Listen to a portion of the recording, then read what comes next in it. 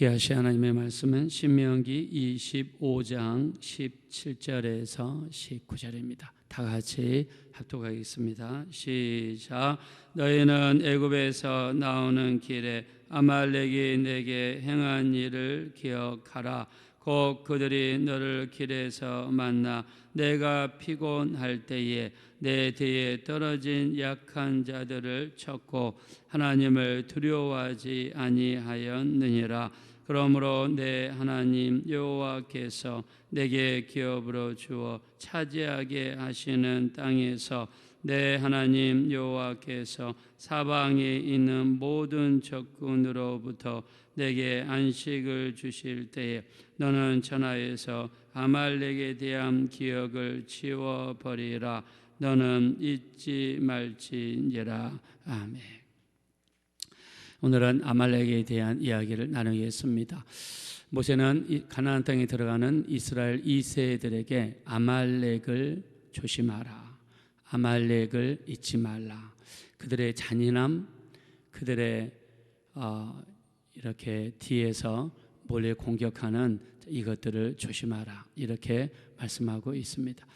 자, 아말렉은요 에서의 손자입니다. 우리가 창세기 36장 12절에 보니까 에서의 아들이 낳은 이 아들이 아말렉이다, 이렇게 표현했습니다. 자, 근데 에서는 어떤 사람입니까? 하나님 앞에 제사를 지낼 때 하나님 앞에 믿음으로 드리지 못하고 정성도 없이 그냥 대충 이렇게 예배했던 사람이 가인이죠. 예, 죄송합니다. 자, 에서는 야곱의 형이었죠. 야곱의 형으로서 쌍둥이입니다. 그래서 아버지는 이삭이죠. 자, 이삭이 결혼을 했는데 아기를 낳지를 못했어요. 리브가라고 하는 여자가 아기를 낳을 수 없는 그런 몸이었습니다. 이때 이삭은 하나님 앞에 간절히 기도하게 되죠. 아기를 달라고. 그 간절한 기도를 통해서 하나님이 아이를 주셨는데 하나님께서 에서와 야곱을 주셨습니다. 쌍둥이로 태어났죠.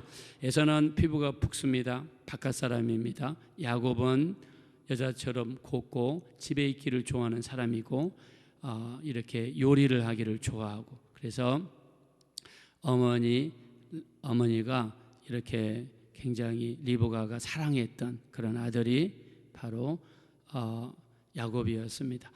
자, 근데요 이렇게 이 에서가 나중에 배가 고파서 어떻게 했느냐? 에서는 팥죽 한 그릇에 자기의 장자권을 팔아먹었습니다.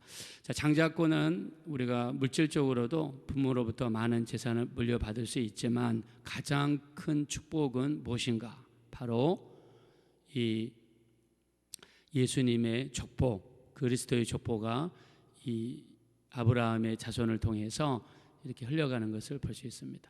이 에코가 켜져 있는 것 같아요. 이쪽에 제일 뒤에 보면은 제일 오른쪽에 에코라고 적어 있는 걸 좀 꺼주세요. 지금 마이크가 좀 이상한데, 예, 죄송합니다. 예, 그래서 됐습니다. 자, 그래서 이 에서는 팥죽 한 그릇에 장자권을 팔아먹었어요. 자, 이 장자권은 우리가 영적으로 보면 구원이죠. 영적으로 보면 축복을 받을 수 있는 자격입니다. 자, 예를 들면 우리가 하나님 앞에 주일날 가서 이렇게 예배를 드리죠. 근데 우리가 주일날 예배를 갈 것인가? 아니면 다른 것을 할 것인가? 우리가 주일은 우리 세상 그 어떤 것과도 양보할 수 없는 귀한 날이죠. 근데 주일을 하나님 앞에 가서 예배 드리는 이 시간을 세상의 어떤 여러 가지 이유로 바꿔버린다 그러면 영적인 장자권을 팥죽 한 그릇에 팔아먹는 것과 같습니다. 자, 우리가 예수 믿는 이 신앙 세상의 어떤 것과도 바꿀 수 없죠. 자, 근데 이 신앙을 세상의 어떤 다른 이유로 바꾼다, 그럴 수 없죠. 자, 근데 에서는 장자권을 기이 여기지 않았습니다. 그래서 우리 히브리서에서는 팥죽 한 그릇에 장자의 명분을 판 에서와 같이 너희 중에 망령된 자가 없도록 하라라고 말씀했습니다. 육체적인 것 때문에 영적인 것을 우리가 기이 여기지 않는다면 성경에서는 그런 사람을 망령된 자라고 표현했습니다.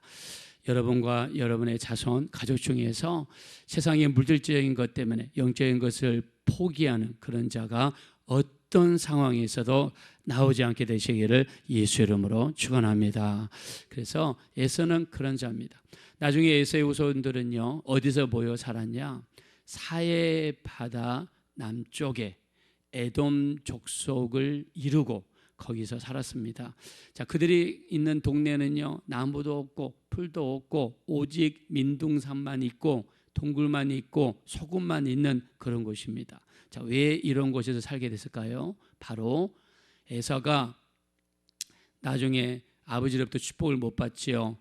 이 아버지 이삭이 죽기 전에 내가 마음껏 축복하리라, 그 메시지를 에서에게 전했죠. 에서에게 밖에 나가서 짐승을 잡아다가 요리를 해오면 내가 그걸 먹고 축복하겠다.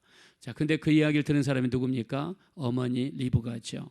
어머니가 빨리 야곱을 불러서 밖에 나가서 염소를 잡아서 염소 가죽을 벗겨가지고 팔에다가 두르게 하고 가슴에 붙이게 하죠. 왜냐하면 에서가 털이 많았거든요. 그래서 에서인 것처럼 꾸미기 위해서 그렇게 했습니다.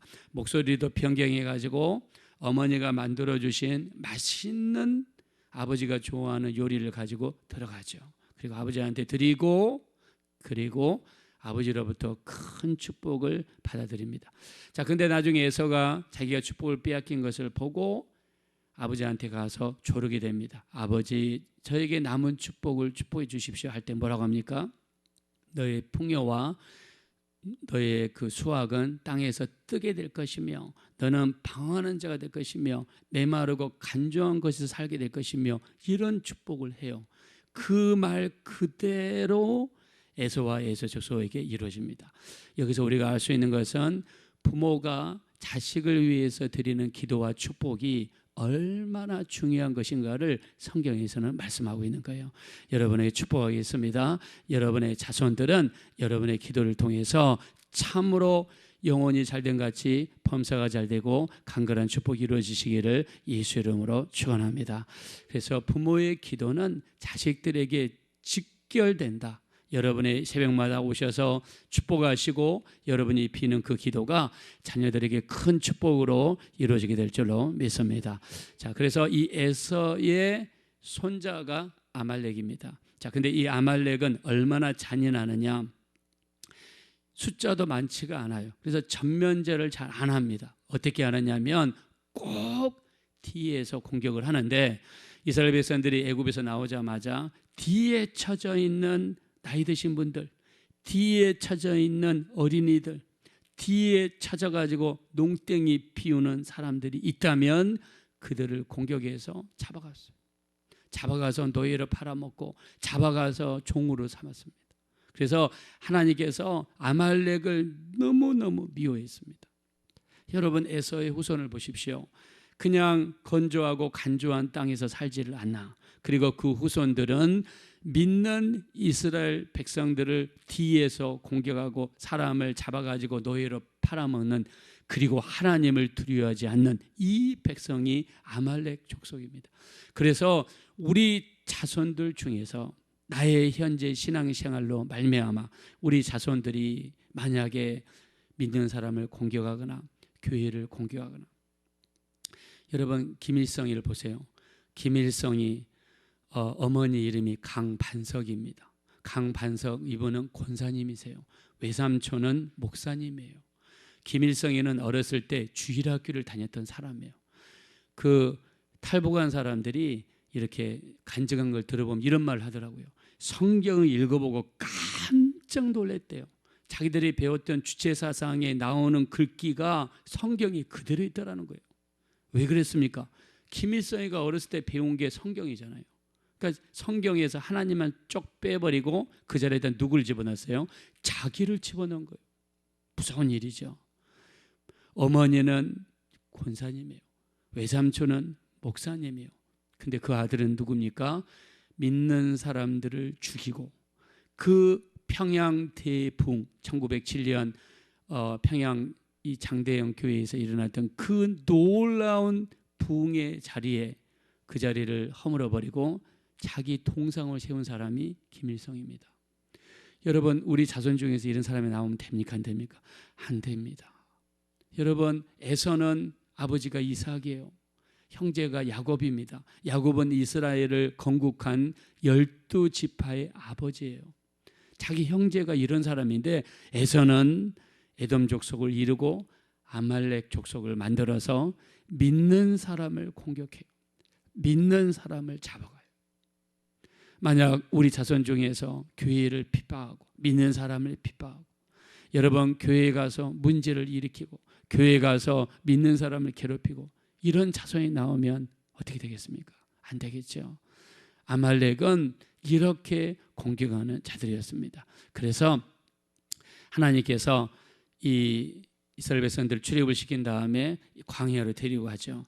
광야에 데리고 가서 우리가 출애굽기 12장 13절 광야를 나올 때 하나님 말씀하신 것이 너희 문설주와 좌우 임방에 피를 발라라.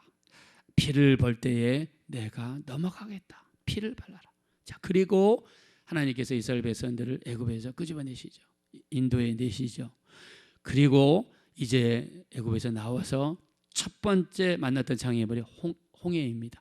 홍해 앞에 갔을 때 이스라엘 백성들이 좌절하게 되죠. 뒤를 쳐다보니까 애굽에 있는 특별 병거 600승과 모든 무기, 모든 병거를 동원해서 이스라엘 백성들을 쳐들어왔습니다. 그때 하나님께서 모세를 통해서 말씀하시죠. 하나님께서 너희를 위하여 베푸시는 구원을 보라. 너희는 가만히 서서 하나님께서 베푸시는 구원을 보라. 여호와께서 너희를 대신해서 싸우시리라. 그리고 하나님께서 홍해를 가르셔서 홍해를 건너가게 하시죠. 자, 그리고 나서 가나안 땅에 들어가서 하나님께서 아침에는 만나를, 저녁에는 메추라기를 주십니다. 그리고 첫 번째 했던 전투가 바로 아말렉과의 전투였습니다. 아말렉이 이제 대대적으로 쳐들어왔어요. 근데 이스라엘 백성들은 어떤 사람들입니까? 전쟁을 해본 적도 없고 430년 동안 이 애굽 땅에서 살면서 400년 동안 종살이했던 사람들이죠. 그야말로 오합지졸입니다. 이런 오합지졸의 이스라엘 백성들을 쳐들어온 사람들이 누구냐? 바로 아말렉 족속입니다. 그때 이 아말렉 족속을 이기기 위해서 하나님께서는 모세를 산꼭대기에 올라가게 하죠. 그리고 여호수아를 밑에 땅에 가서 전쟁을 수행하게 합니다. 자, 모세가 산꼭대기에 올라가서 손을 들면은 전쟁에서 이겼어요. 손을 내리면 전쟁에서 졌습니다. 자, 아말렉은요, 어떻게 보면 마귀와도 같은 존재입니다. 아말렉은 시간만 나면 공격하고 뒤에 찾은 자들을 공격하고 어려움에 있을 때 공격하고 틈만 나면 공격했던 존재가 아말렉입니다. 그래서 이 아말렉과 전쟁을 할 때 어떻게 하느냐? 여호수아는 직접 나가서 싸웠지만 모세는 산꼭대기에 올라가서 두 손을 들고 기도했습니다. 자, 근데 성경이 신기합니다. 이렇게 표현하죠. 우리 출애굽기 17장 11절에 모세가 손을 들면 전쟁에서 이기고 모세가 손을 내리면 전쟁에서 졌습니다. 손을 들면은 이겼어요. 자, 그래서 우리 싸움은요, 눈에 보이지 않는 마귀와의 싸움이에요. 자, 마귀와 싸움도 마찬가지입니다. 마귀는 우리가 어떻게 해볼 수 없는 존재, 우리 힘으로 절대로 이길 수 없습니다. 그러나 우리가 기도의 손을 들고 기도하려고 몸부림치고 하나님 앞에 기도할 때만 우리는 이 영적인 전쟁을 이기게 될 줄로 믿습니다.